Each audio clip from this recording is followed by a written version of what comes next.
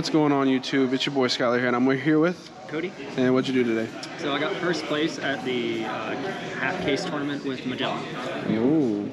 All right. Any shout outs before we get this? So we give shout outs to Big Boy Game. Definitely like my favorite locals to go to in terms of One Piece. And a shout out to the boy Manuel and Ricky. You know, I couldn't build this deck or play this game without y'all. So shout out to you. All right, let's get the people they want. All right, so you got Magellan for the leader. So pretty. I like them the best over like Kaido because being able to gain the plus 1000 allows you to trade with Whitebeard, which just seems to be the most relevant deck in this format. For Hannibal, it's Nami for Impel Down. And then 4 Minotaur and 4 Minocola, so your Jailer Beast. Minocola is really good just because it's a blocker, so you just get like the Dawn that you're always negging back.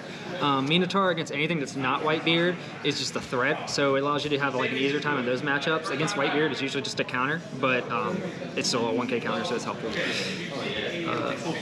3 Uta.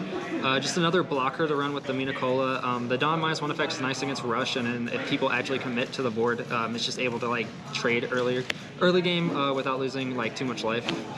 3 Shiru.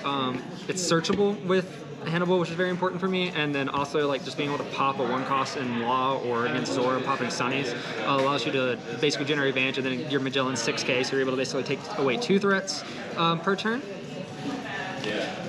2 Douglas, so I was running 3, I cut 1 for a Shiru, and then I cut an Uta for a Shiru, because this card was okay, but it's usually I only use it when I want to like end the game. Resting something is nice sometimes, but with Shiru kind of popping off, this card just was actually more mediocre, and the fact that you can't search it just like made it more weaker. For Magellan, this card's really good against Whitebeard, especially if you see multiples. It's okay against everything else, but again, Whitebeard being the best deck, like just seeing it's 6k body, so it just allows you to trade real easy. And 2 Gil Tesoro, more 6k body. The fact it's a Dawn -2 every turn late game really comes up, so you can just keep triggering Magellan. Queen, I'm not going to explain Queen because it's the best purple blocker in the game and it draws cards. For King, it outs things and it's Dawn -1. You could, in theory, play 7-drop King if you notice a lot of Rush like Zoro in your locals, and like switch the ratios of these. But this helps get rid of the like 4 drops that a lot of the Whitebeards play, and then it outs kind of the same things as 7-drop King, but like usually you don't have to deal with 2 threats per turn, so it's just kind of nice in that regard. And then for the 2Ks, 4 Little Sadie, 4 X-Drake, and 2 Shiki. Sadie's the searchable one. X-Drake has the Dawn -1 effect that's relevant, and Shiki is good against Rush if you hit it in shields. How often does the Sadie ability come up today? So, game 2 against Whitebeard, they made me go first, or round 2 against Whitebeard, they made me go first. I dropped it turn 2 and was able to drop a blocker like really early, so, but other than that, you almost never really want to play this. It's just a searchable 2K. Okay. And now for the best card in the deck, and like the best card purple has, in my opinion right now, Judgment of Hell.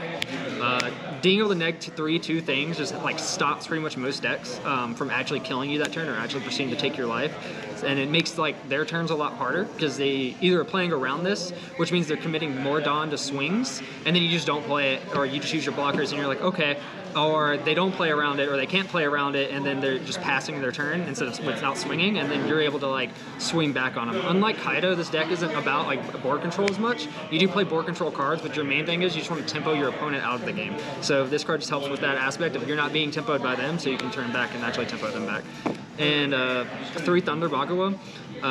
This card is really good late game. It's very mediocre early game, but the idea of it is that with the combo with Judgment of Hell of your Dawn neg effects, you just kind of take early life, get the 2, and then you play this card, and you just kind of get to recycle your Dawn back, because you kind of get a point where if you ever hit 10 Dawn, it's usually actually late in the game.